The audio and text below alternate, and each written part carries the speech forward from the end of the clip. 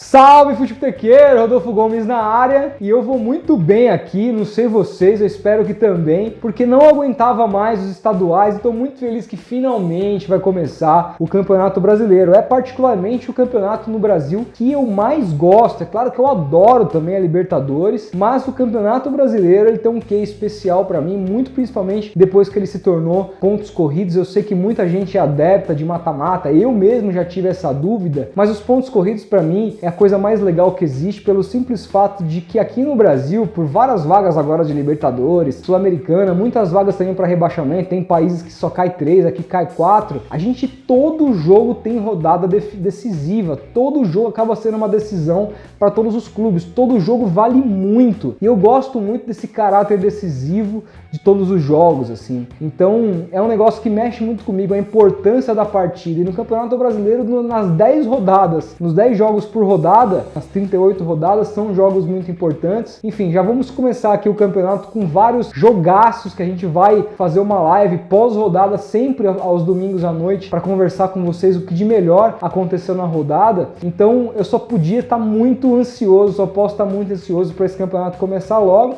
E eu resolvi trazer aqui a minha opinião de quem para mim são os favoritos a título, Libertadores e a ir para a Série B, a rebaixamento. Mas antes de começar, não se esqueça do like no vídeo, se inscrever no canal, ativar o sininho e seguir a gente lá no Instagram, @futebolteco, beleza? Bom, para começar pelo título, vamos começar pelo título ou vamos começar lá pelo rebaixamento de trás para frente? Melhor, vamos começar pelo rebaixamento. Eu acho que os times que subiram da segunda divisão para a primeira, eles são times que tem que entrar no campeonato já com essa coisa de, preciso me manter. Se entrar no campeonato, mesmo o Fortaleza, que é um time muito bem treinado, que foi campeão da Série B com o Rogério, acabou de ser campeão agora, cearense, em cima do Ceará, seu arquirrival, está enfrentando fases decisivas da Copa do Nordeste, ou seja, é um time que está muito mais bem estruturado, embora tenha perdido algumas peças importantes do fim do ano para cá, como o Gustavo, que agora é o camisa 9, né? Não um camisa 9 legítimo anotaram na camisa, mas é o cara que tem feito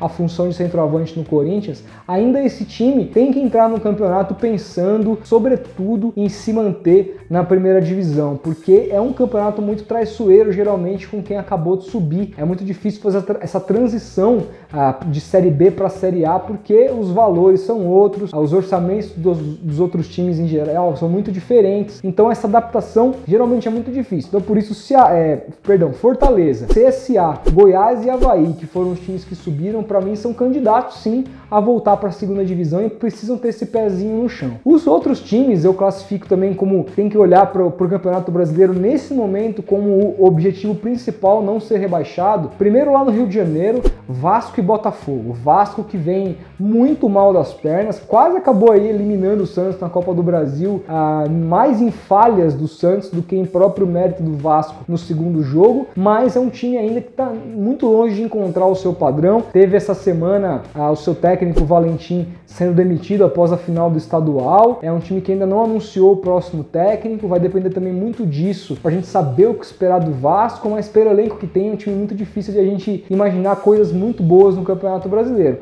O mesmo acontece com o Botafogo, já falamos aqui da contratação do Barroca, vou deixar até o link aqui em cima para vocês verem esse vídeo. É um cara que eu aposto muito, eu gosto do trabalho dele, tudo que eu pesquisei do trabalho do Barroca me deixou muito feliz, assim, pela aposta do Botafogo, um cara que conhece as categorias de base do Botafogo, conhece muitos jogadores que ele vai trabalhar e é um cara que, diferentemente do que se tornou comum no futebol brasileiro, é um cara que pensa pra frente, pensa mais no gol adversário do que no seu próprio gol, em se defender. Gosto muito disso, mas com o material humano que ele tem, como ele vai fazer para jogar desse jeito sem sofrer muitos riscos? E nessa o Botafogo pode acabar sofrendo muito e brigando para não cair. E um outro time que também eu espero que brigue para não cair é o Ceará, que o ano passado teve uma remontada absurda com o Lisca, esse ano nada deu certo. Eles contrataram um técnico que eu considero muito fraco, que é o Anderson Moreira. Para mim é um time que entra no campeonato para brigar para não cair. Esses para mim são os principais candidatos a irem para a segunda divisão. Claro, a gente sempre pode ter uma surpresa, mas acho difícil que as 4 vagas para o rebaixamento saiam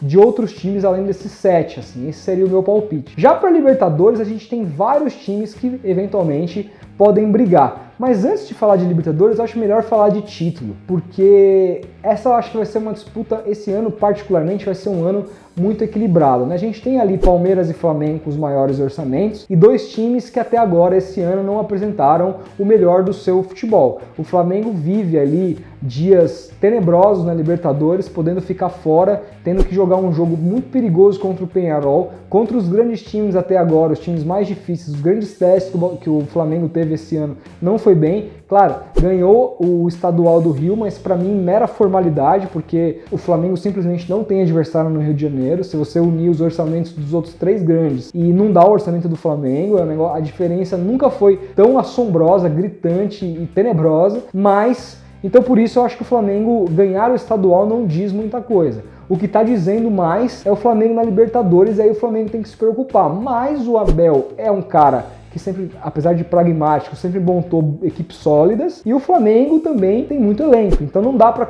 não colocar esse time na conta do título. Assim como o Palmeiras, que embora agora com esse ano com o Filipão tenha estado mais devagar, principalmente no ataque, tem feito menos gols, jogado menos do que jogou o ano passado, é um time ainda que é muito fácil imaginar que ele vai brigar pelo título. Quais outros potenciais times que podem eventualmente brigar pelo título? A gente tem o Cruzeiro, que nesse momento é o time mais coeso da temporada, vem fazendo uma Libertadores irrepreensível, foi campeão também do estadual de Minas Gerais, que é outro estadual que engana muito, mas com méritos em cima do seu rival, do Atlético Mineiro, em 2 jogos difíceis. Então é um time que eu aposto muito, gosto muito do Mano como técnico, é um cara que faz um trabalho diferente do que eu costumo admirar como futebol, mas a gente não pode deixar de respeitar os resultados que o Mano tem tido à frente do Cruzeiro e tem tido ao longo de toda a carreira, exceção feita à seleção brasileira, que eu acho até que ele foi demitido numa hora errada, mas esse é assunto para outra hora. A gente tem também o Grêmio, mas também, assim como o Cruzeiro, vai depender muito da maneira como ele vai encarar o Campeonato Brasileiro. Tanto o Cruzeiro como o Grêmio encararam os últimos campeonatos brasileiros com desdém. Foram times que priorizaram as competições de mata-mata, tanto a Libertadores como a Copa do Brasil, e muitas rodadas escalaram times reservas para o Campeonato Brasileiro, e são dois times que não têm o poder de elenco, o Cruzeiro um pouco mais, mas não são times que têm um poder de elenco tão impressionante como o Palmeiras, principalmente, e o Flamengo. Então, se eles acabarem fazendo isso, optando sempre pelo mata-mata, eles podem acabar mais uma vez ficando para trás, mas são times que têm elencos e 11 jogadores ali, os principais titulares, para brigar pelo título, assim como o Inter. O Inter eu acho que vai depender muito da posição que ele vai estar na Libertadores. Com esse negócio agora de Libertadores indo até o final do ano, o Inter não vejo ele com tanto elenco assim para não priorizar uma competição. Ele vai ter que priorizar, e eu não vejo o Inter priorizando o Campeonato Brasileiro se ele acabar indo muito longe nas competições de mata-mata. Já entra nas oitavas da Copa do Brasil, assim como todos os times que saem da Libertadores, está se classificando para as próximas fases da Libertadores. Vai depender muito de onde esse time vai chegar nessas competições para eu imaginar que ele possa brigar ou não pelo título, mas Libertadores acho que muito difícil também o Inter não estar. Aí tem o Corinthians. Bom, Corinthians é um caso pra gente esperar, porque o Corinthians é um time que particularmente eu acompanhei mais por ser de São Paulo, por acompanhar o Campeonato Paulista muito mais de perto. É um time que não enche em nada aos meus olhos. O Carille pra mim não faz um trabalho brilhante, mas ao mesmo tempo é um trabalho, talvez o trabalho do eixo aqui de São Paulo, com certeza do eixo aqui de São Paulo e Rio, o trabalho que tem dado mais frutos, assim, porque se você pegar o Corinthians disputou o Campeonato Paulista e ganhou, disputou a Sul-Americana e está classificado, disputou a Copa do Brasil todas as fases e se classificou em todas. O ano do Corinthians até agora não teve eliminações, está completamente perfeito, embora o futebol apresentado seja um futebol que eu deteste ver. Eu não, parar para assistir o jogo do Corinthians para mim é um martírio total, assim, eu prefiro fazer qualquer outra coisa e assisto porque é minha profissão aqui, preciso analisar, preciso comentar, preciso me inteirar dentro daquilo que está acontecendo para poder falar, mas é muito complicado parar para ver jogos do Corinthians. Ao passo que o último campeonato do Corinthians, disputado todo ele pelo Carille, o Corinthians foi campeão, mesmo com um elenco que também não era visto pela maioria como um elenco capaz de brigar por título. Então, descartar o Corinthians completamente de uma briga pelo título, sendo o pragmatismo uma coisa muito impregnada no trabalho do Carille, que dá muito resultado, costuma dar muito resultado, eu não vou fazer essa aposta aqui, porque eu posso depois cuspir para cima e cair na cara. Eu acho que o Corinthians é um time que tem potencial, pelo elenco que tem, pelo técnico que tem, para brigar. Acredito? Não acredito, mas não descarto. E esses são os times principais ali que, para mim, vão estar na Libertadores. Acho muito difícil todos esses times que eu citei, Palmeiras, Flamengo, Cruzeiro, Inter, Grêmio e Corinthians, esses 6 times, acho muito difícil algum desses times estarem fora da Libertadores. Qualquer coisa que aconteça fora isso vai ser uma decepção muito grande para os torcedores desse time. E a gente tem alguns times que são um pouco mais incógnitas, porque a gente precisa esperar o trabalho para entender o que vai acontecer. Um deles é o Santos, com o São Paulo. O que esperar do Santos de São Paulo no Campeonato Brasileiro? O Santos de São Paulo no Campeonato Paulista, Copa do Brasil e Sul-Americana foi um time que encheu muitos olhos em vários jogos, mas um time também que oscilou muito até pela sua falta de elenco. E agora, mais do que nunca, vai precisar de um elenco que não tem. São Paulo pede, inclusive, aí, repetidas vezes para o presidente do Santos trazer um centroavante, que ainda não conseguiu trazer. Falam na volta do Ricardo Oliveira que o Atlético